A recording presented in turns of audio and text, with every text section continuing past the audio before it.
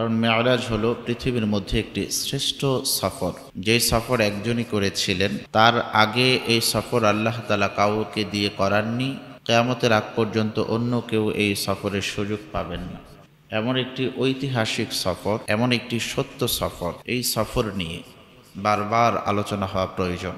কারণ একজন মুমিন আল্লাহ তাআলার হুকুমগুলো যার আদর্শে মানবে, তিনি হলেন জনাবে মুহাম্মদ রাসূলুল্লাহ সাল্লাল্লাহু আলাইহি ওয়াসাল্লাম।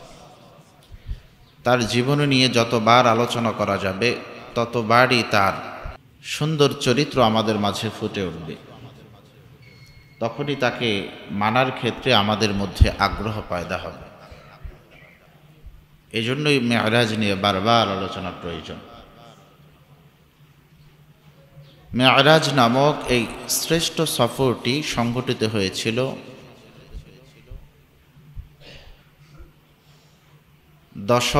11তম হিজরিতে, যখন বিশ্বনবীর বয়স ছিল 51 বছর। আল্লাহ পাক রব্বুল আলামিন তখন আমার আপনার নবীর মাধ্যমে এই সফরটি করিয়েছেন। এই সফরটির 3টি ধাপ আছে। একটি ধাপ হলো ইসরা, আরেকটি ধাপ হলো মেরাজ, আরেকটি ধাপ হলো দিদার। ইসরার সীমারেখা হলো মসজিদে হারাম থেকে নিয়ে বাইতুল মুকাদ্দাস পর্যন্ত। মেরাজের সীমারেখা হলো পৃথিবীর মহাশূন্য থেকে নিয়ে ক্রমানুসারে 7 আসমান এবং সিদরাতুল মুনতাহা পর্যন্ত। সিদরাতুল মুনতাহার উপরে যে গমনটা হয়েছে, এটা হলো আল্লাহ তাআলার সাথে সৌজন্য সাক্ষাৎ বা দিদারের সফর। ইসরা নামক এই সফরে সফর সঙ্গী ছিলেন 2 জন। একজন হলো জিবরাইল আলাইহিস সালাতু ওয়াস সালাম, আরেকজন হলো মিকাইল আলাইহিস সালাতু ওয়াস সালাম। মেরাজের সেই সফরেও সফর সঙ্গী ছিল বিশ্বনবীর সাথে 2 জন। ইসরা জিবরাইল আলাইহিস সালাতু ওয়াস সালাম এবং মিকাইল আলাইহিস সালাতু ওয়াস সালাম। কিন্তু সিদরাতুল মুনতাহার উপরে 3য় ধাপে যে সফরটা হয়েছে, এই সফরে কোনো সফর সঙ্গী ছিল না। এই সফরটা শুধু নবী একা করেছেন। এই দ্বিপাক্ষিক বৈঠকটা শুধু আল্লাহ এবং আল্লাহর রাসূলের মাঝেই হয়েছে। এবার আসুন 3টি ধাপ সম্পর্কে পবিত্র কোরআন এবং হাদিস আমাদেরকে কিভাবে জানান দিচ্ছে। 3টি ধাপ মোটামুটি বিস্তারিতভাবে কিভাবে সুসংগঠিত হয়েছে। প্রথম ধাপ ইসরা। এই ইসরা সম্পর্কে আল্লাহ তাআলা পবিত্র কোরআনে বলেছেন, সুবহানাল্লাযী আসরা বিআবদিহি লাইলাম মিনাল মাসজিদিল হারাম ইলাল মাসজিদিল আকসাল্লাযী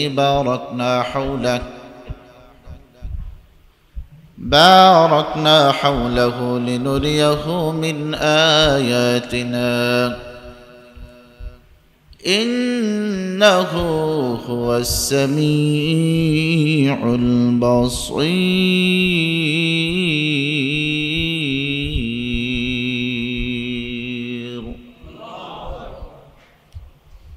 মুসলমান ইমানদার, মেরাজের যেই 3টি ধাপ, এর মধ্যে প্রথম ধাপের নাম হলো ইসরা। ইসরা শব্দের শাব্দিক অর্থ হলো রাত্রিকালীন ভ্রমণ। এই ইসরা সম্পর্কে পবিত্র কোরআনের প্রসিদ্ধ সূরা সূরাতুল বনী ইসরাঈলের প্রথম আয়াতে আমার আল্লাহ তাআলা নিজেই জানায় দেন, পবিত্রময় মহাময় সত্তা তিনি, যিনি রাতের একটি অংশে তার বান্দাকে মসজিদে হারাম থেকে নিয়ে বাইতুল মুকাদ্দাস পর্যন্ত সফর করিয়েছেন। এই কথাটা আমার আল্লাহ তাআলা নিজেই জানিয়ে দিয়েছেন। আমার আল্লাহ বিশ্বনবীকে কোন প্রেক্ষাপটে এই ইসরা মেরাজ এবং আল্লাহ তাআলার দিদার পর্যন্ত নিয়ে গিয়েছেন, গত জুমায় আলোচনা হয়েছে। আমার আল্লাহ আমার আপনার নবীকে তার আদর্শ পরিপূর্ণতা করার জন্য মেরাজ করিয়েছেন, কারণ পরবর্তীতে কেউ যেন বলতে না পারে যে আমরা যত উপরে উঠেছি নবী তত উপরে উঠতে পারে নাই। যে চাঁদের দেশে গিয়েছে ওই লোক যেন বলতে না পারে যে নবী আমার জন্য আদর্শ না, কারণ নবীর চেয়ে ঊর্ধ্ব গগনে সফরের ক্ষেত্রে আমি এগিয়ে আছি। এজন্য আমার আল্লাহ আমার আপনার নবীকে এমন জায়গা পর্যন্ত নিয়ে গিয়েছেন, কিয়ামত পর্যন্ত কেউ চেষ্টা করলেও সেই স্থানে যেতে পারবে না।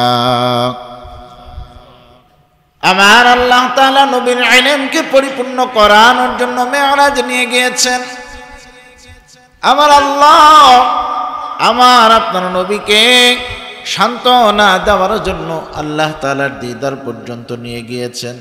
এ মুসলমান, আমার আল্লাহ তাআলা প্রথমেই নবীকে মসজিদে হারাম থেকে বাইতুল মুকাদ্দাস পর্যন্ত নিবেন।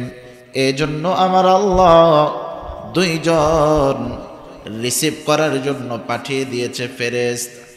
একজন ফেরেশতা হলো জিবরাইল আর একজন ফেরেশতা হলো মিকাইল। দুইজন বিশ্বনবীকে রিসিভ করে নিয়ে যাওয়ার জন্য এসেছেন। যখন এসেছেন তখন আমার আপনার নবী উম্মে হানি রাদিয়াল্লাহু তাআলা আনহার ঘরে ঘুমন্ত অবস্থা। আমার আপনার নবী পেরেশান, মা নাই, বাবা নাই, দাদা নাই, যার আশ্রয় লালিত পালিত হয়েছে আবু তালেব দুনিয়া থেকে বিদায় নিয়েছে। তার আপন স্ত্রী বিবি খাদিজাও বিদায় নিয়েছে। এ মুসলমান, তিনি কাছে টানার চেষ্টা করেছেন। তায়েববাসী নবীকে রক্তাক্ত করে বিতাড়িত করে দিয়েছে। এই যখন অবস্থা, নবীর ঘুম নাই, নবীর খানা নাই, পিনা নাই, কিভাবে এলাকায় ইসলাম প্রচার করবে? এমন অবস্থা, নিজের ঘরে না ঘুমাইয়া এ মুসলমান চাচাতো বোন উম্মে হানির ঘরে নবী চিন্তিত অবস্থায় তন্দ্রাচ্ছন্ন হয়ে পড়েছেন, ঘুমিয়ে গিয়েছেন। ওই মুহূর্তে আল্লাহ তাআলার বিশেষ ব্যবস্থার মাধ্যমে জিবরাইল এবং মিকাইল নবীর কাছে পৌঁছে গিয়েছে। জিবরাইল বসেছে নবীর মাথার কাছে, মিকাইল বসেছে নবীর পায়ের কাছে। জিবরাইল তার হাত দিয়ে নবীর মাথা মাসাজ করতেছেন আর মিকাইল নবীর পা মাসাজ করতেছেন। এমন যখন অবস্থা, নবী হঠাৎ করে চোখ মেলে দেখেন জিবরাইল এবং দেখেন মিকাইল।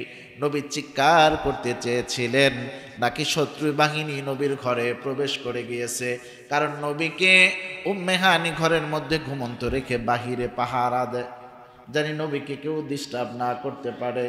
এ মুসলমান, কিন্তু দুই ফেরেশতা অভয় দেন, নবী আপনি কান্নাকাটি করার দরকার নাই, কোনো চিৎকার করার দরকার নাই, আমরা শত্রু বাহিনী নয়, আপনার স্রষ্টা আল্লাহর পক্ষ থেকে আমি জিবরাইল আর আমার সঙ্গে হলো মিকাইল।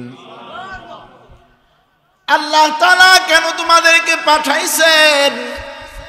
জিবরাইল এবং মিকাইল যেন আল্লাহর সাথে সৌজন্য সাক্ষাৎ আপনি করবেন, এজন্য রিসিভ করে নিয়ে যেতে আল্লাহ তাআলা পাঠাইছেন। তবে ঊর্ধ্ব গগনে যাওয়ার আগে আপনাকে একটু প্রস্তুত হতে হবে। এ মুসলমান, আল্লাহ তাআলা যত মাখলুক পৃথিবীতে পাঠাইছেন, আল্লাহ তাআলা এই মাখলুকদের মধ্যে একটা হলো মানুষ। মানুষকে 4 উপাদানের মাধ্যমে বানাইছেন, আগুন, পানি, বাতাস, মাটি। যদিও উপাদান 4টি, কিন্তু কোন উপাদানটা সবচেয়ে বেশি জানেন? মাটির পরিমাণটা হলো সবচেয়ে বেশি। এই জন্য মানুষ মাটির মধ্যে বসবাস করতে পারে, কিন্তু ওই যে সাগরে, ওই যে পানির মধ্যে মাছ বসবাস করে, ওই মাছকে আল্লাহ তাআলা পানির উপাদান বেশি দিয়ে বানাইছেন। আবার যে আকাশে পাখি উড়ে, পাখি বানাইতে গিয়ে আল্লাহ তাআলা বাতাসের পরিমাণ বেশি দিয়েছেন। বাতাসের পরিমাণ বেশি দেওয়ার কারণে বাতাসে উঠতে পারে, পানির পরিমাণ বেশি দেওয়ার কারণে মাছ পানির মধ্যে বাঁচতে পারে, পানির মধ্যে বেঁচে থাকতে পারে। আর মানুষকে আমার আল্লাহ মাটির পরিমাণ বেশি দেওয়ার কারণে মাটিতে বসবাসের উপযুক্ত হয়ে গেছে। এজন্য কোনো মানুষ পানির নিচে যেতে হলে বিশেষ ব্যবস্থায় যেতে হয়, আকাশে উঠতে হলে বিশেষ ব্যবস্থায় উঠতে হয়। আবার মাছ জমিনে আসলে মারা যায়, পাখি যদি জমিনের মধ্যে শুয়ে থাকে তাহলে বেশি দিন বাঁচতে পারবে না। এজন্য মানুষকে মাটির পরিমাণ বেশি দেওয়ার কারণে মাটিতে তরে অন্য জায়গা মরে। এই জন্য আমার আল্লাহ বলেন নবীকে যেহেতু ঊর্ধ্ব জগতে গমন করাবেন তাহলে এই যোগ্যতা দিয়ে সে ঊর্ধ্ব গগনে গমন করতে পারবেন না। এই জন্য তাকে আলাদাভাবে তাকে প্রস্তুতি নিতে হবে। দুই ফেরেশতা এসে বলতেছে আল্লাহর সাথে একটু দেখা করতে। আল্লাহ বলছে আপনাকে আসেন, তবে যাওয়ার আগে একটু আপনাকে প্রস্তুত করে নিতে হবে। কোথায় যেতে হবে প্রস্তুতির জন্য? বলে বেশি দূর না, এই যে কাছেই, বাইতুল্লাহর কাছে নিয়ে বিশ্বনবীকে শুইয়ে দিয়েছেন। শুইয়ে দিয়ে জান্নাত থেকে দুইটা পেয়ালা চলে আসছে। এক পেয়ালার মধ্যে পানি, এটা হলো রহমতের পানি। জোরে বলেন সুবহানাল্লাহ। আমার আপনার নবীকে বাইতুল্লাহর কাছে শুইয়ে দিয়েছেন। শুয়ে দেওয়ার পর বিশ্বনবীর একটা বিশেষ অপারেশন হয়েছে। এই অপারেশনটার নাম ফার্সিতে বলা হয় সিনা চাক, আর আপনার বাংলাতে বলা হয় বক্ষ বিদীর্ণ, আর ইংরেজিতে বলা হয় ওপেন হার্ট সার্জারি, আর আরবিতে বলা হয় শক্কে সদুর। ওপেন হার্ট সার্জারি বললে ভালো করে বুঝবেন। আল্লাহ নবী নিজেই ঘোষণা করতেছেন, বর্ণনা করতেছেন, বাইতুল্লাহর কাছে আমাকে শয়ন করাইয়া একেবারে বুকটা একটা বিশেষ চাকুর মাধ্যমে ছিঁড়ে ফেলছে, ফেড়ে ফেলেছে। ভিতর থেকে হাড় আর কলমটা বের করে ওই একটা পেয়ালার মধ্যে যে জান্নাতের পানি আছে, এই জান্নাতের পানি দিয়ে ধৌত করে এ মুসলমান আর একটা পেয়ালার মধ্যে রেখে এরপরে দ্বিতীয় পেয়ালা থেকে পানি দিয়ে পরিষ্কার পরিচ্ছন্ন করে এ মুসলমান ঊর্ধ্ব গগনে সফর করানোর জন্য ওই যোগ্যতাটা ভিতরে জান্নাত থেকে প্রবেশ করাইয়া হাড়টা সুন্দর করে জান্নাতের পানি দিয়ে ধুয়ে আবার যখন বিশ্বনবীর ভিতরে দিয়ে দিয়েছেন, কোনো একটা ধাতব অস্ত্র দিয়ে বিশ্বনবীকে আবার সেলাই করে দিয়েছেন। বিশ্বনবী নিজেই ঘোষণা করেছেন, বর্ণনা করেছেন, সেলাই করার পর আগে যেমন অবস্থা ছিল তেমন অবস্থায় হয়ে গেছে। এই বুক চিরার কারণে, ওপেন হার্ট সার্জারি করার কারণে এক ফোঁটা রক্ত বের হয় নাই, এক বিন্দু পরিমাণ আমি ব্যথা অনুভব করি নাই, আমাকে কোনো অবশ করতে হয় নাই। কি করতেছে? আমি নবী দু চোখ দিয়ে দেখতেছি। আমি তাকায় দেখি আমার হাড় আর কলব জান্নাতের পানি দিয়ে ধুইয়া আবার সুন্দর করে ভিতরে রাইখা সেলাই করে দিয়েছে। আধুনিক ডক্টররা এখান থেকে ওপেন হার্ট সার্জারি বের করেছে। এ মুসলমান ভাই, এখানেও যদি কথা বলি 1 ঘন্টা লাগবে, লম্বা করা যাবে না। বিশ্বনবীকে ঊর্ধ্ব জগতে সফর করানোর জন্য যে যোগ্যতা অর্জন করানো দরকার করায় ফেলছে। এখন বিশ্বনবী উপরে গেলে নিঃশ্বাস নিতে পারবে। এ মুসলমান, পানির নিচে গেলে অক্সিজেন লাগে কি লাগে না? চাঁদের দেশে গেলেও অক্সিজেন লাগে কি লাগে না? আমার আল্লাহ জান্নাত থেকে এক্সট্রা অক্সিজেন ভিতরে দিয়ে দিয়েছে। দুনিয়াবি কোনো অক্সিজেন লাগবে না। আমার আপনার নবী জগৎ পর্যন্ত গমন করে অল্প সময়ে আবার দুনিয়ায় কামব্যাক করতে পারবে। বিশ্বনবীকে তৈয়ার শেষ, প্রস্তুত শেষ। দেখেন না, গণভবনে নিতে হলে একটু প্রস্তুত করে নিতে হয়, ঠিক না? আল্লামা শাহ আহমদ শফি রহমতুল্লাহ আলাইহি, তাকেও যখন নিয়েছে একটা রুমাল টুমাল পড়ায়া সুন্দর করে নিয়ে বসাই দিচ্ছে, ঠিক না? নবীকেও প্রস্তুত করে ফেলছে। নবী বলে যাব কিভাবে, জিবরাইল কিভাবে যাব এত উপরে? আপনি চিন্তা করেন কেন, বিশেষ বাহন তো চলে আসতেছে। বুরাক নামক বিশেষ যানবাহন চলে আসছে। বুরাক দেখতে কেমন জানেন? বুরাকের সামনের অংশটা নারীর স্রোতের মতো, পিছনের অংশটা ঘোড়ার মতো, পা গুলোও ঘোড়ার মতো। এমন একটা যানবাহন নিয়ে আসছে এ মুসলমান, এবার বিশ্ব নবীকে জিবরাইল বলতেছে নবী উঠেন। হাত বাড়ায় দিয়েছে, নবী উঠেন আপনি, কিন্তু নবী উঠতে পারে না। বুরাক শুধু নাড়াচাড়া করতেছে, লাফাইতেছে। জিবরাইল বলে, রে বুরাক, তোমার উপরে কে চড়বে তোমার কি কোনো খবর নাই? দু জাহানের সরকার তোমার উপরে আরোহণ করবে, তুমি কেন লাফাও রে বুরাক, তুমি কেন লাফাও? বুরাকের জবান আমার আল্লাহ খুলে দিয়েছেন। বুরাক জিবরাইলের সাথে টকিং করতেছে, কথোপকথন করতেছে। বুরাক বলে, আমার চেয়ে বেশি তুমি নবীকে চিনো না, আমি তোমার থেকে বেশি নবীকে চিনি। আমি যেভাবে চিনি তুমি জিবরাইলও সেভাবে চিনো না।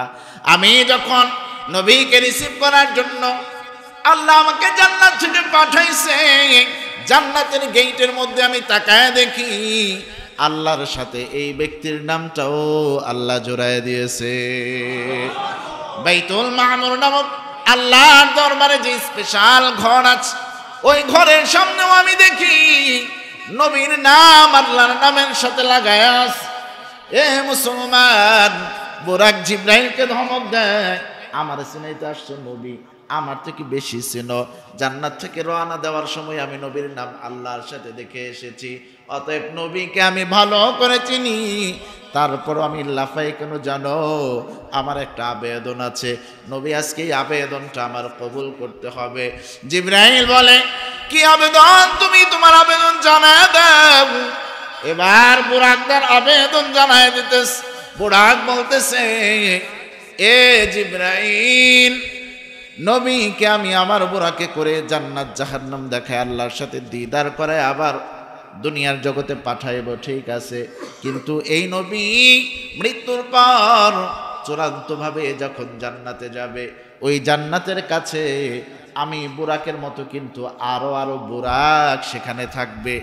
আমার একটা আবেদন, আজকে নবীকে নিয়ে আমি যেভাবে ধন্য হব, ওই দিনের জন্য অন্য কোনো বুরাকে না চইরা নবী জান্নাতে না যায়, আমি বুরাকে চইরাই নবী যেন জান্নাতে যায়, এই আবেদনটাই আমার পক্ষ থেকে। আমার আবেদন যদি নবী কবুল করে, তাহলে আমি বুরাক স্থির হইয়া নবীকে আসমানে উঠায় দিব। এ মুসলমান, জিবরাইল অভয়ের বাণী শোনায়, নবী তোমার আবেদন কবুল করবে, নবী আপনিই বলেন। এ মুসলমান, নবী বলতেছেন, বুরাকের আবেদন আমি পরে কবুল করব, আগে আমার আবেদন তুমি জিবরাইল আল্লাহর কাছ থেকে কবুল করায় নিয়ে আস। কি আবেদন? এবার আল্লাহর নবী বলেন, আমি শুধু একাই কি বুরাকে চড়ে জান্নাতে যাব নাকি আমার উম্মত যারা জান্নাতে যাবে, আমার আবেদন হইল আমার উম্মতকেও যেন বুরাকে চড়ায়া জান্নাতে নেওয়া হয়। এটা করবেনি আল্লাহ। জিবরাইল বলে, আল্লাহ রাসূল আপনি একটু টেনশন করেন না, শুধু বুরাক একটা না, আপনার উম্মতকেও বুরাকে চড়ায় জান্নাতে নেওয়ার জন্য আল্লাহ জান্নাতে অনেক বুরাক রিজার্ভ রাখছে। সুবহানাল্লাহ, জোরে পড়েন না কেউ? সে বুরাকে চড়ে জান্নাতে যেতে মন চায় কি চায় না? তাহলে মন চাইলেই হবে না নবীর আদর্শ মানতে হবে? আল্লাহ মানার তৌফিক দিস, জোরে পড়েন আমিন। নবী বললেন, ঠিক আছে বুরাক, তোমার আবেদন কবুল করলাম। ওই দিন তোমাকে তোমার উপর চড়ে তোমার উপরে আরোহণ করে আমি জান্নাতে যাব, টেনশন নাই। বুরাক থেমে গেল, নবী বুরাকের উপর চড়ে গেলেন। সাথে আছে সফর সঙ্গী কয়জন? নবী বুরাকে উঠে বসলেন, মসজিদে হারাম থেকে বাইতুল মুকাদ্দাস পর্যন্ত যাবেন। দুনিয়ার রাজনীতিবিদরা শুনে নেন, রাজনীতি কার কাছ থেকে শিখছেন আগে শুনে নেন। রাজনৈতিক কোন নেতা যখন বিশেষ সফরের উদ্দেশ্যে কোনো জেলা ভ্রমণ করে, ওই জেলা যাওয়ার আগে কিছু পথসভা হয় কি হয় না? এগুলো শিখছে কোত্থেকে শুনে নেন? শিখছে আমাদের নবী থেকে। নবী বাইতুল মুকাদ্দাস যাবে, এর আগে 4 জায়গা পথসভা করেছেন। জোরে কোন সুবহানাল্লাহ। এ মুসলমান ভাই, আমার আপনার নবী হলো সব চাইতে বড় নেতা, ঠিক কিনা জুড়ে বলেন? আমার আপনার রাজনৈতিক দল আছে একটা, ওইটার নাম হলো হিজবুল্লাহ। কিন্তু যুগে যুগে যারা দুনিয়ামুখী রাজনীতি করে তারা তাদের ভাষা দিয়ে বুঝাইতে চায় রাজনীতির সাথে বলে ইসলামের কোনো সম্পর্ক নাই, কোরআনে বলে কোনো রাজনীতি নাই, বলে কি বলে না? এগুলো নতুন ভার্সন না, আগেও যারা তথাকথিত সুশীল ছিল তারাও বলেছে, এখনো বলতেছে, ভবিষ্যতেও বলবে। এজন্য যারা বলো কোরআনের সাথে রাজনীতির কোনো সম্পর্ক নাই, যারা বলো ইসলামের সাথে রাজনীতির কোনো সম্পর্ক নাই, তাদের জন্য আজকের এই আলোচনা থেকে শিক্ষা আছে না নাই? নবী মেরাজে বাইতুল মুকাদ্দাস যাওয়ার আগে কয়বার পথসভা করছেন? যারা বলো কোরআনের সাথে রাজনীতির কোনো সম্পর্ক নাই, ইসলামের সাথে রাজনীতির কোনো সম্পর্ক নাই, তাদেরকে আমি একটু শোনায় দেই। আমার আপনার নবী মদিনার প্রধানমন্ত্রী ছিল কি ছিল না? যদি রাজনীতি না থাকবে তাহলে ওমর রাদিয়াল্লাহু তাআলা আনহু রাষ্ট্র চালাতেন না। তার ইন্তেকালের পর হযরত আলী চালাতেন না, তারপরে হযরত ওসমান চালাতেন না, নবীর পরে হযরত আবু বকর চালাতেন না, সুলাইমান নবী পুরো দুনিয়া শাসন করতেন না যদি ইসলামে রাজনীতি না থাকতো, ঠিক কিনা? এই জন্য সাবধান, কথা বলার ক্ষেত্রে একজন মুসলমান জেনে বুঝে বলবে। যারা বলে কোরআনের সাথে রাজনীতির কোনো সম্পর্ক নাই তারা হলো দুই শ্রেণী, এক শ্রেণী হলো অজ্ঞ, আরেক শ্রেণী হলো জ্ঞান পাপী, ঠিক কিনা জোরে বলেন?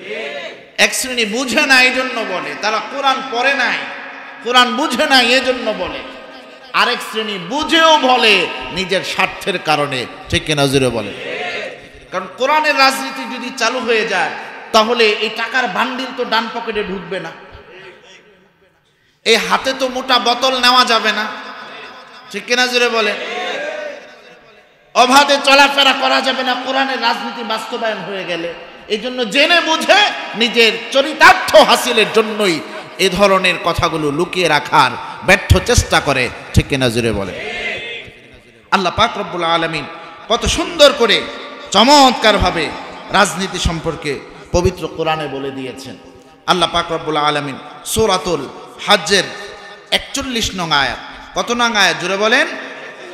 সূরাতুল হজ্জের 41 নং আয়াতে চমৎকারভাবে এই কথাগুলো আমাদের জন্য বলে দিয়েছে। কিন্তু আজকে আমরা সেটা জানি না বিধায় আমরা সেটা মানতে পারি না, বলতে পারি না, ঠিক কিনা জোরে বলেন? আল্লাহ তাআলা সূরাতুল হজ্জের 41 নং আয়াতে বলে, আল্লাযীনা ইম্মাক্কান্নাহুম ফিল আরদি আকামুস সালাতা ওয়া আতুস যাকাতা ওয়া আমারু বিল মা'রুফি ওয়া নাহাউ আনিল মুনকার ওয়ালিল্লাহি আকিবাতুল উমুর।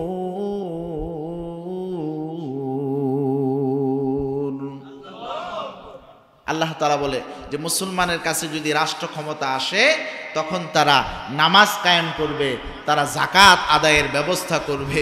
জুড়ে পড়েন সুবহানাল্লাহ। তো মুসলমানের কাছে যদি ক্ষমতা আসে মুসলমান এগুলো করবে, তো মুসলমানের কাছে ক্ষমতা আসবে কি রাজনীতি না করে? জুড়ে বলেন। এরপরে দেখেন আল্লাহ তাআলা এ মর্মে চমৎকার কথা ভিন্ন জায়গায় আল্লাহ তাআলা বলে দিয়েছেন। আল্লাহ পাক রব্বুল আলামিন সূরাতুল মাইদার 50 নং আয়াতে কি সুন্দর কথা বলেন। আল্লাহ বলেন, আফা হুকমাল জাহিলিয়াতি ইয়াবগুন ওয়া মান আহসানু মিনাল্লাহি হুকমান লিকাওমিন ইউকিনুন।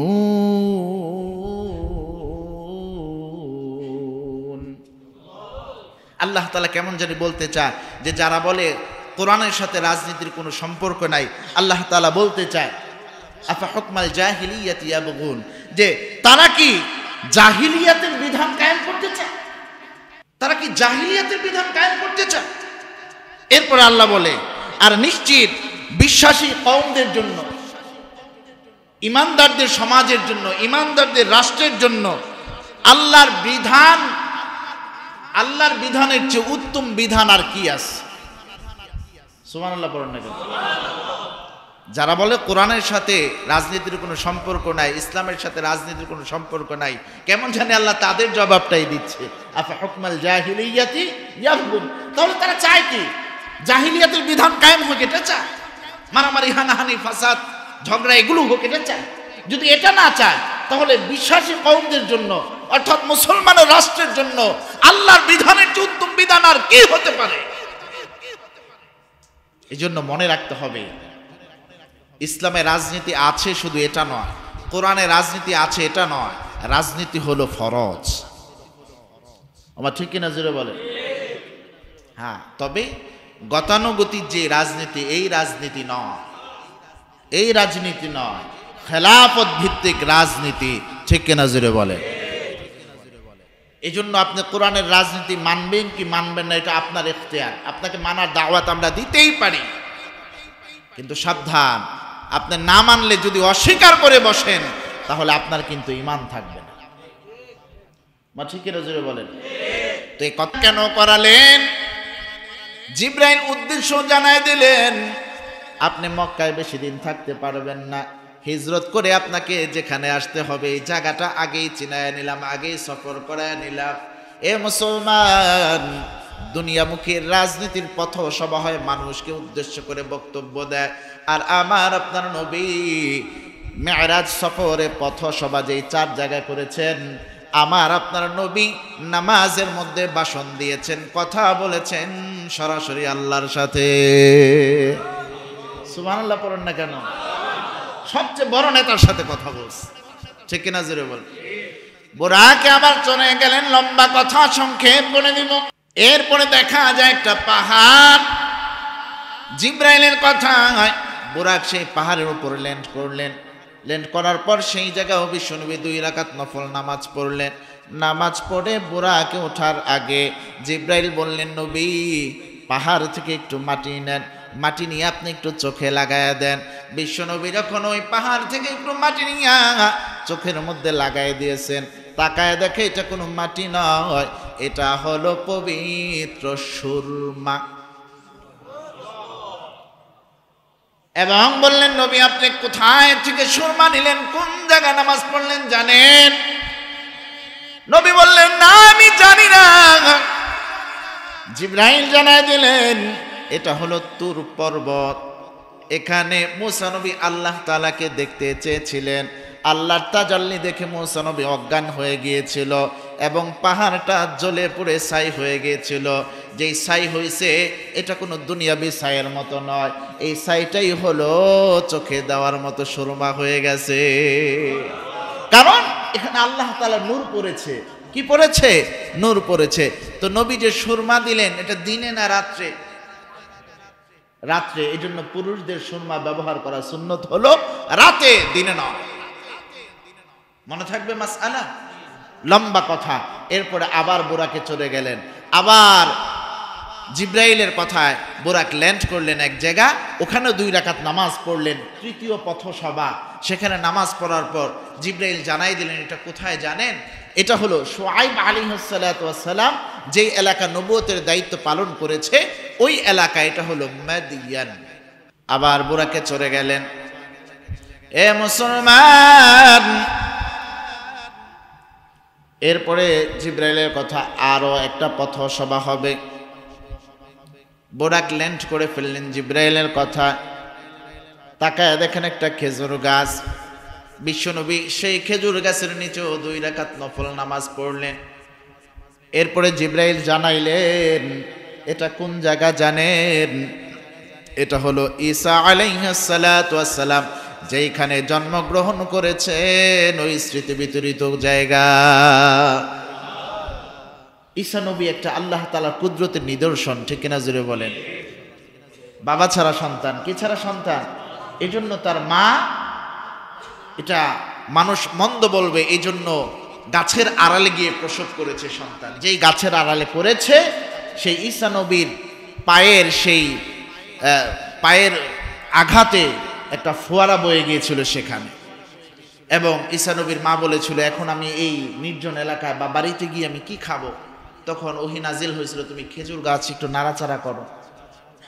ঈসা নবীর মা মারিয়াম, ঈসা নবীর কথা পবিত্র কোরআনে বিভিন্নভাবে 25 বার আসছে, এবং তার মা মারিয়াম এই শব্দটা আসছে 35 বার। সুবহানাল্লাহ পড়েন না কেন?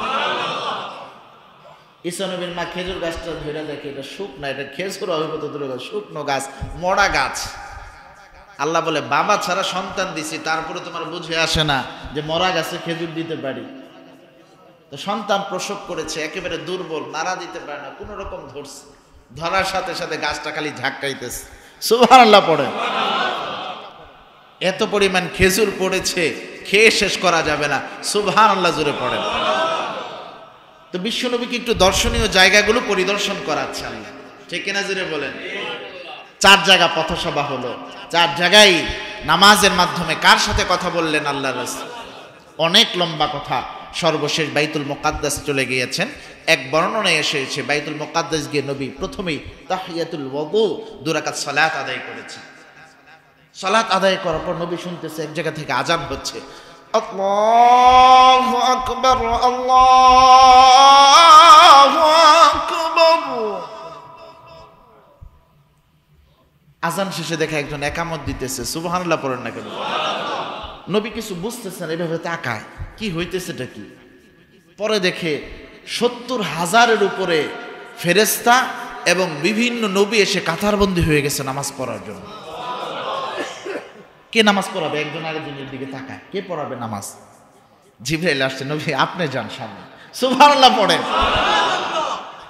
নবী নামাজে দাঁড়ায় সুন্দর তিলাওয়াতের মাধ্যমে নামাজ আদায় করলেন। আর রহমান আল্লামাল কুরআন খালাকাল ইনসান আল্লামাহুল বায়ান। নবী এখানে সমস্ত নবী যতজন এসেছিল পৃথিবীতে সবার ইমামতি করার ফলে তার লকব হয়ে গেল ইমামুল মুরসালিন। সুবহানাল্লাহ জোরে পড়েন না কেন? লম্বা কথা। এরপরে নবীকে বুরাকের মাধ্যমে প্রথম আসমানে নিলেন। প্রথম আসমানে গেট নক করলেন। গেটে যে রক্ষী আছে, দারোয়ান আছে, নিরাপত্তা কর্মী, আসমানের গেট আছে, মূল ফটক আছে। আসেন না জোরে বলে, কে? বলে আমি জিবরাইল। আপনার সাথে কে জানি? দেখা যায় ওই যে ছিদ্র দিয়ে দেখছি, প্রত্যেক দরজার মধ্যে একটা ছিদ্র আছে না নাই? কে এটা? এটা চিনো না? এটা তো দূরজাহানের সরকার। বলতে দেরি হয়েছে, গেট খুলতে দেরি হয় না। তাকায় দেখে রিসিপশনে দাঁড়ায় আছে আদম নবী। সুবহানাল্লাহ জোরে পড়েন না কেন? আদম নবী বলছে আসসালামু আলাইকুম ওয়া রাহমাতুল্লাহ, মুসাফা করছে। সুবহানাল্লাহ জোরে পড়েন। এখন জ্ঞান পাপীরা বলবে নবী না ইন্তেকাল করছে, আবার আসমানে গেল কেমন? আসে না নাই জোরে বলেন? আপনি যতই ভালো করে বলেন, একদল আছে শুধু ভুল ধরার জন্য বসে আছে। আসে না নাই জোরে কর? আল্লাহ তাদের হেদায়েত দান করেন। জোরে পড়েন না আমিন। ইসলামের ভুল ধরে কেউ শান্তি পায় নাই। যদি শান্তি পেতে হয় ইসলামের সুশীতল ছায়ায় আসা দরকার, আছে না নাই? যারা ইসলামকে ডেঙ্গিয়ে নিজের মন গড়া মতো চলতে চাইছে তাদের অবস্থা আজকে দেখেন। দুনিয়াতেই মনে হয় যেন জাহান্নামের একটা খণ্ড। বা ঠিক কিনা জুড়ে বলেন? আমেরিকার ক্যালিফোর্নিয়া এবং লস অ্যাঞ্জেলেস, তারপর হলিউড, নাকি এটা মনে হয় যেন জাহান্নামের একটা খণ্ড। এই ক্যালিফোর্নিয়া আগুন ধরতেছে, কেমন জানি মিলে যাচ্ছে কোরআনের আয়াত, কোরআনের এই অর্থ মিলে যাচ্ছে। ঠিক না জোরে বলেন? আল্লাহ পাক রব্বুল আলামিন সূরাতুন নূরের 19 নং আয়াতে বলেছেন, ইন্নাল্লাযীনা ইউহিব্বুনা আন তাশিআল ফাহিশাতু ফিল্লাযীনা আমানু লাহুম আযাবুন আলীমুন ফিদ দুনিয়া ওয়াল আখিরাহ। আল্লাহ তাআলা বলে দিয়েছেন, যারা চায় মুসলমানের সমাজে অশ্লীলতা বেড়ে যাবে, আল্লাহ তাআলা বলে তাদের জন্য দুনিয়া এবং আখিরাতে কঠিন শাস্তি অপেক্ষা করতেছে। এরপরে আল্লাহ পাক রব্বুল আলামিন সূরাতুল হামিম সিজদার 46 নং আয়াতে বলেন, মান আমিলা সালিহান ফালিনাফসিহি ওয়া মান আসাআ ফাআলাইহা ওয়া মা রাব্বুকা বিযাল্লামিল লিল আবিদ। আল্লাহ তাআলা বলেন, যে ব্যক্তি নেক আমল করে এটা নিজের জন্যই করে, আর যে ব্যক্তি মন্দ আমল করে এটা তার উপরেই বর্তাবে। ওমা রব্বুকা বিযাল্লামিল আবিদ, আল্লাহ কারোর সাথে কি করেন না, জুলুম করেন না। কেউ নেক কাজ করবে আর তার আগুনে পোড়াবে, হতে পারে না। আবার কেউ বদ কাজ করবে, তাকে জান্নাতের খাবারের লুকমা তুলে দিবে, এটা হতেই পারে না।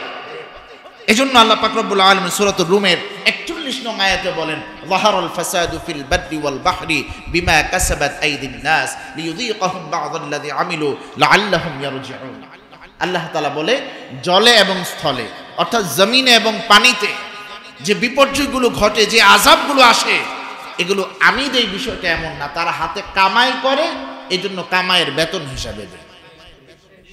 কেন দেয়? লাআল্লাহুম ইয়ারজিউন। আল্লাহ বলে এ থেকে শিক্ষা নিয়ে যেন আমার পথে ফিরে আসে।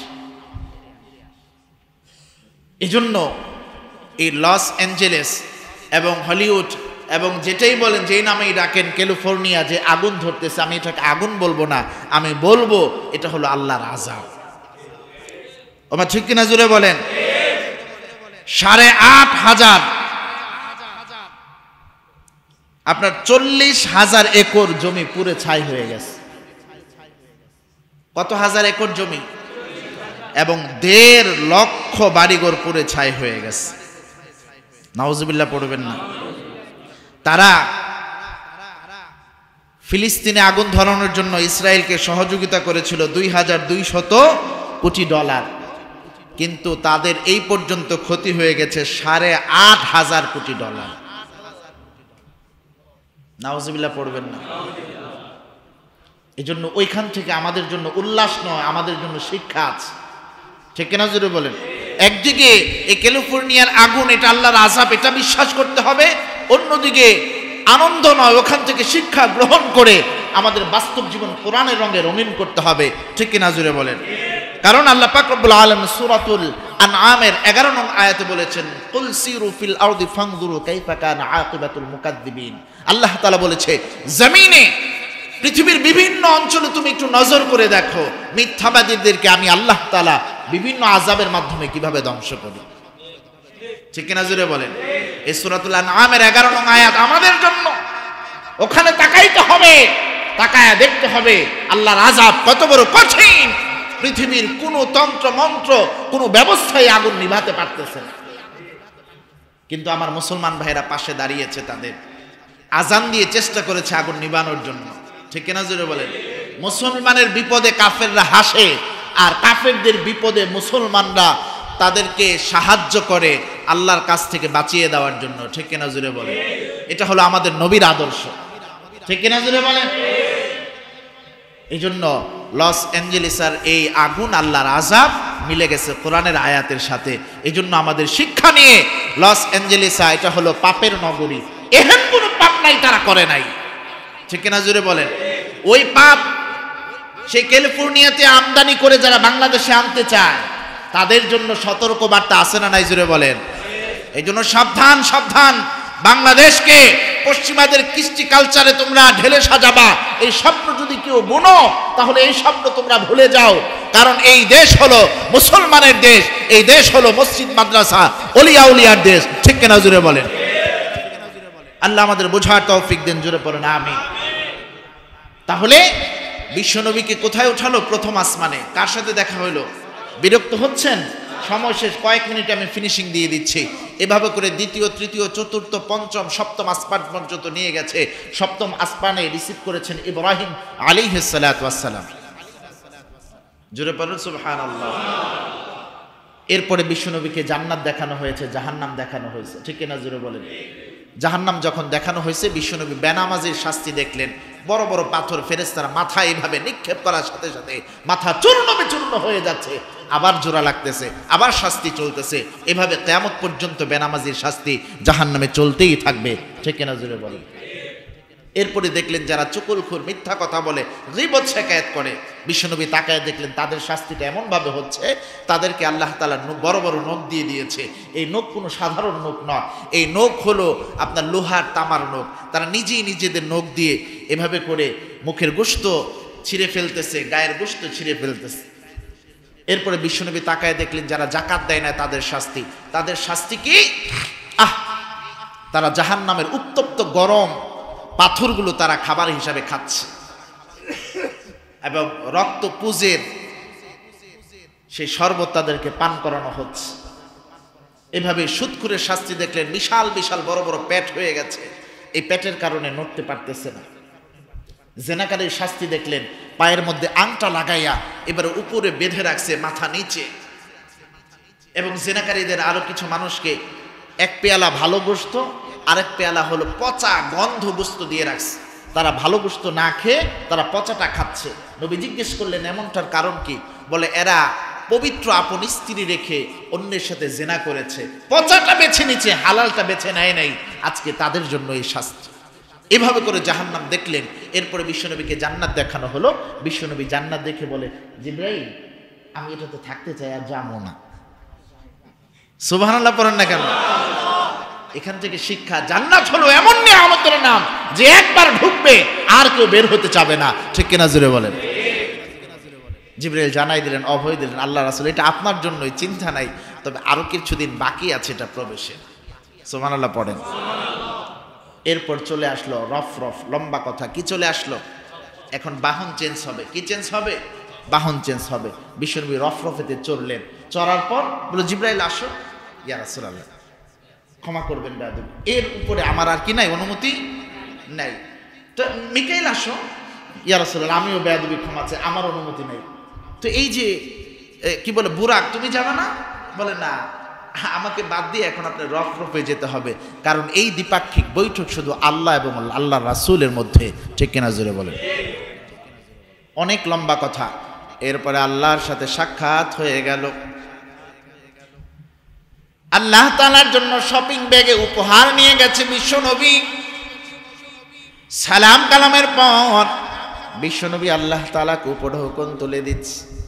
আমরা যেমন এক বাড়িতে বেড়াতে গেলে উপঢৌকন দেই কি দেই না, জুড়ে বল। তবে আপনি মনে করছেন কি এটা দুনিয়াবি শপিং ব্যাগ, আর দুনিয়াবি কোনো উপহার না। না, বিশ্বনবী উপহার দিলেন মুখের ভাষার মাধ্যমে। বিশ্বনবী বললেন, আত-তাহিয়াতু লিল্লাহি ওয়াস-সালাওয়াতু ওয়াত-তাইয়্যিবাত। মুখের দ্বারা যত প্রশংসা করা সম্ভব, মুখের দ্বারা যত ইবাদত করা সম্ভব সব আপনার জন্য। দেহের দ্বারা যত ইবাদত করা সম্ভব, দেহের দ্বারা যত আনুগত্য করা সম্ভব সব আপনার জন্য। ধন সম্পদ দিয়ে যত ইবাদত করা সম্ভব, যত আনুগত্য করা সম্ভব সব আপনার জন্য ওয়াকফ। এবার প্রতি উত্তর আল্লাহ বলেন, আসসালামু আলাইনা, আসসালামু আলাইকা আইয়ুহান নবী ওয়া রাহমাতুল্লাহি ওয়া বারাকাতুহু। নবী আপনি উপহার দিবেন আর আমি কিছু দিব না, এমনটা হতে পারে না।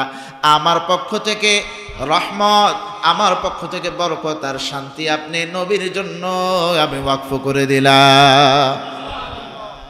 এই কথা বলার পর নবী বললেন, আসসালামু আলাইনা ওয়া আলা ইবাদিল্লাহিস সালিহিন।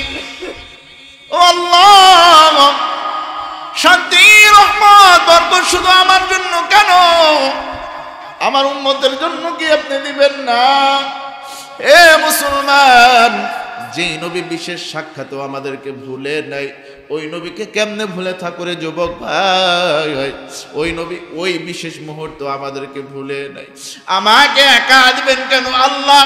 আমার সালিহিন বান্দাদের জন্য কি দিবেন না? আমার আল্লাহ নবীকে অভয় দিয়ে জানায় দিলেন, শান্তি রহমত বরকত আপনার উম্মতের জন্য আমি বরাদ্দ করে দিলাম, তবে সব উম্মতের জন্য নয়, যারা নেককার উম্মত তাদের জন্য। তখন উপস্থিত ফেরেশতারা এটা অবলোকন করতেছে।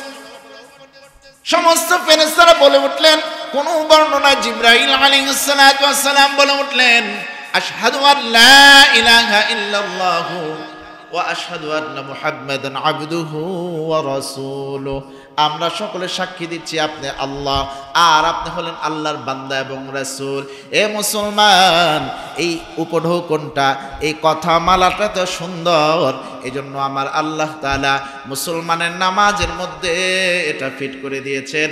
এজন্য উলামা একরাম বলে থাকেন, আস-সালাতু মি'রাজুল মুমিনিন, মুমিনের মেরাজ হলো 5 ওয়াক্ত নামাজ। ঠিক কিনা জোরে বলেন? এরপরে নবীকে 5টা উপহার দিয়েছেন। কয়টা? যেই উপহারগুলো শুধু উম্মতের জন্য। সুবহানাল্লাহ জুড়ে বলেন। আগের দিনে দাদারা দেখতাম জাফর যে খাইতে যাইতো, হ্যাঁ, একটা বক্স দিয়ে 2 টুকরো হলে একটু গোশত নিয়ে আসতো নাতির লেগে। ঠিক কিনা জুড়ে বলেন। তো নবী উম্মতকে ভুলতে পারে? কেমন জানি নবী উম্মতের জন্য উপহার নিয়ে আসছে। উপহার হলো 5টা। জুড়ে বলেন কয়টা? এই কথা অল্প সময় বলে আমি শেষ করে দিচ্ছি। উম্মতের জন্য মেরাজ থেকে উপহার কয়টা? 5টা। এটা আসছে আপনার মুসলিম শরীফে। কোথায় আসছে বলেন? মুসলিম শরীফে আব্দুল্লাহ ইবনে মাসউদ রাদিয়াল্লাহু তাআলা আনহু থেকে উপহার আসছে 3টা, আর অন্য তাফসিরে আছে আরো 2টা। টোটাল কয়টা? 5টা। 1 নাম্বার হলো 5 ওয়াক্ত নামাজ। প্রথমে আল্লাহ 50 ওয়াক্ত দিয়েছিলেন। মুসা নবী বলছে যে নাও, আপনার উম্মত পারবে না, কমাই নিয়ে আসেন। এরকম আপনার প্রত্যেকবার গিয়ে গিয়ে 10 ওয়াক্ত কমাইছে, সর্বশেষবার গিয়ে 5 ওয়াক্ত কমাইছে। 5 ওয়াক্ত নিয়ে আসছে। মুসা নবী আবারও আবেদন করছিল, আপনি আরো কমাই নিয়ে আসেন, 5 ওয়াক্তর চেয়েও কমাই নিয়ে আসেন। গাইবে আওয়াজ হয়ে গেছে, হ্যাঁ, যে 5 ওয়াক্ত কমানো লাগবে না, 5 ওয়াক্ত যদি কেউ পড়ে আমি আল্লাহ তাকে 50 ওয়াক্তের সওয়াব দিয়ে দিব। আর নবী যেতে চায় না, আমার লজ্জা লাগে, কত আর কমানো, সুবহানাল্লাহ পড়েন। এই 5 ওয়াক্ত নামাজ 1 নাম্বার উপহার। তাহলে এটা কেমন জানি বিশ্বনবী মেরাজ থেকে এসে জান্নাতের চাবি হাতে ধরাই দিছে, ঠিক কিনা জোরে বলেন। তবে এত মানুষ চাবি দিবে কিভাবে? এই জন্য একটা জায়গায় রাখছেন, সংরক্ষিত জায়গা। এই জায়গাটার নাম হলো মসজিদ। মসজিদে দৈনিক 5 বেলা আসবে আর চাবি নিয়ে নিয়ে যাবে। সুবহানাল্লাহ জোরে পড়েন। এই জন্য জান্নাতে যেতে চাই কি চাই না আমরা? তাহলে 5 ওয়াক্ত নামাজ দরকার আছে না নাই? 2 নাম্বার, সূরাতুল বাকারার শেষ 2 আয়াত নিয়ে আসছে। আল্লাহ তাআলার বিশেষ ভান্ডার থেকে নবীকে সূরাতুল বাকারার শেষ 2 আয়াত দিয়েছে। এজন্য কেউ যদি এশারের পর ঘুমানোর আগে সূরাতুল বাকারার শেষ 2 আয়াত আমল করে, সে যদি তাহাজ্জুদ না পড়তে পারে, তাহাজ্জুদের সওয়াব আল্লাহ আমলনামায় দিয়ে দিবে। এরপরে বহুবিধ ফজিলত তো আছেই। এজন্য আজকের এই আলোচনা থেকে সূরাতুল বাকারার শেষ 2 আয়াত প্রতি রাতে ঘুমানোর আগে আমল করার এই সবকটা নেওয়া যাবে ইনশাআল্লাহ। 3 নাম্বার, যারা আল্লাহ তাআলার সাথে শিরিক করবে না, তাদের শিরিক ছাড়া যত গুনাহ আছে, কবিরা গুনাহ হলেও আল্লাহ তাআলা মাফ করে দিবেন বলে এই ঘোষণা মেরাজ থেকে নবী নিয়ে আসছে। এই 3টা পাওয়া যায় মুসলিম শরীফে। এরপরে আপনি সাবেত আল বুনানির বর্ণনায় 4র্থ একটা পুরস্কার পাওয়া যায়। সেটা হলো কি? সেটাও মেরাজের রজনীতে দিয়েছে। আল্লাহ অভয় দিয়েছে নবীকে, আপনার কোনো বান্দা যদি নেক কাজ করার নিয়ত করে, কিন্তু নেক কাজ করে নাই, শুধু কি করছে? নিয়ত করছে, আমি আল্লাহ তাআলা একটা সওয়াব তার আমলনামায় দিয়ে দেব। আর নিয়ত অনুপাতে ওই নেক কাজটা যদি বাস্তবায়ন করে, আমি 10 গুণ বাড়ায় দেব। আর যদি মন্দ কাজ করার নিয়ত করে, আমি সওয়াব লিখব না। শেষ পর্যন্ত যদি শয়তানের ধোঁকায় করেই ফেলে, একটার বদলে একটাই লিখবে। এটা 4র্থ পুরস্কার। কত পুরস্কার? 4র্থ। আমি কিন্তু আপনাদের দলিল দিয়ে দিয়েছি। 5ম পুরস্কার পাবেন আল্লামা রশিদ উদ্দিন মেহদবি প্রণীত তাফসিরে কাশফুল আসরার নামক কিতাবে 5ম একটা পুরস্কার আসছে। সেই পুরস্কারটার কথা একটু আগেই আমি ঘোষণা করেছি। সেই পুরস্কারটা হলো তাশাহুদ, অর্থাৎ আত্তাহিয়াত। এই পুরস্কারটা নামাজে দিয়ে দিয়েছে, ঠিক কিনা জোরে বলেন। এই জন্য দৈনিক 5 ওয়াক্ত নামাজে তাশাহুদ পড়া দরকার আছে না নাই? জোরে বলেন। তাহলে মেরাজ থেকে আমাদের প্রাপ্তি কয়টা? 5টা। 5 ওয়াক্ত নামাজ, সূরাতুল বাকারার শেষ 2 আয়াত এবং আল্লাহর কাছে তওবা করলে মাফ পাওয়ার ঘোষণা। 4র্থ পুরস্কার, নেক কাজ করলে, নেক কাজে নিয়ত করলে সওয়াব, পুরা করলে 10 গুণ সওয়াব। বদ কাজ নিয়ত করলে কোনো গুনাহ নাই, পুরা করলে মাত্র কয়টা সওয়াব? গুনাহ, একটা গুনাহ। আর 5ম নাম্বার পুরস্কার হলো তাশাহুদের পুরস্কার। তাহলে আমরা মেরাজ থেকে প্রাপ্তি পেলাম 5টা। এই 5টা প্রাপ্তি আমরা যদি আমল করি, তাহলে বিশ্বনবীর মেরাজের এই সফর হলো সফল। এটা সফল করার দায়িত্ব আমাদের, ঠিক কিনা জুড়ে বলেন। এরপরে বিশ্বনবীর এই সফরের মাধ্যমে তার আদর্শ তো পুরা করেছে, তাকে বিশেষ গোপন ইলম দিয়ে দিয়েছে। এটা আমারও জানা দরকার নাই, আপনারও জানা দরকার নাই। কিছু কথা গোপনে থাকাই ভালো। এবং বিশ্বনবী সান্ত্বনা পাইছে কি পায় নাই জোরে বলেন। এরপরে এসে বিশ্বনবী নতুন উদ্যমে ইসলাম প্রচারের কাজে আত্মনিয়োগ করে এমনভাবে ইসলাম কায়েম করেছে, বিশ্বনবীর মৃত্যুর আগে আল্লাহ তাআলাকে আসমানের দিকে তাকায় আল্লাহকে সাক্ষী রাখছে, আল্লাহ তুমি জিজ্ঞেস করো তোমার এই উম্মতদেরকে, আমি ইসলামের তুমি যতটা বাণী আমার কাছে দিয়েছো ততটা পৌঁছাইছি কিনা।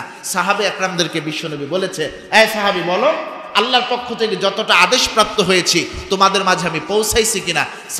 সাহাবারা বলছে, ১৬ লক্ষ সাহাবী সাক্ষ্য দিয়েছে, হ্যাঁ আল্লাহ রাসূল আপনি প্রত্যেকটা পৌঁছিয়েছেন। তখন আঙ্গুল শাহাদাত, আঙ্গুল ইশারা করে বিশ্বনবী বলেছে, আল্লাহ তুমি সাক্ষী থাকো, তোমার বান্দারা বলতেছে তোমার দেওয়া আদেশ আমি পুঙ্খানুপুঙ্খানুভাবে পালন করেছি। এই যখন এই কথা বলছে, আল্লাহ তখন এই কথা সাড়া দিয়েছে। আল্লাহ বলে, আল ইয়াউমা আকমালতু লাকুম দীনাকুম ওয়া আতমামতু আলাইকুম নি'মাতি ওয়া রাদিতু লাকুমুল ইসলাম দীনা। যা করছেন সব আমি দেখছি, তারপরে যেহেতু সাক্ষী রাখছেন, আমিও আজকে আপনাকে বলে দেই যে আজকেই আমি এই দ্বীন ইসলামকে পরিপূর্ণ করে দিলাম, নিয়ামতকে পরিপূর্ণ করে দিলাম। এরপরে ইসলামে বাড়ানোও যাবে না, কমানোও যাবে না। জুড়ে পড়েন সুবহানাল্লাহ। এই জন্য মেরাজের মধ্যে ঈমান শানিত করা, ঈমান বৃদ্ধি করার উপকরণ আছে না নাই? এই জন্যই মেরাজের আলোচনা করলাম। বলেছিলাম 3টা ধাপে মেরাজ সংগঠিত হয়েছে, ইসরা, মেরাজ এবং কি আল্লাহ তাআলার দিদার। 3টা ধাপই খুব সংক্ষেপে আলোচনা করেছি। আল্লাহ তাআলা আমাদের সকলকে এই মেরাজের বিশেষ সফর থেকে শিক্ষা গ্রহণ করে ঈমানকে কোরআনের আলোয় আলোকিত করার, ঈমানের জজবা পয়দা করার তৌফিক দান করুন, আমিন।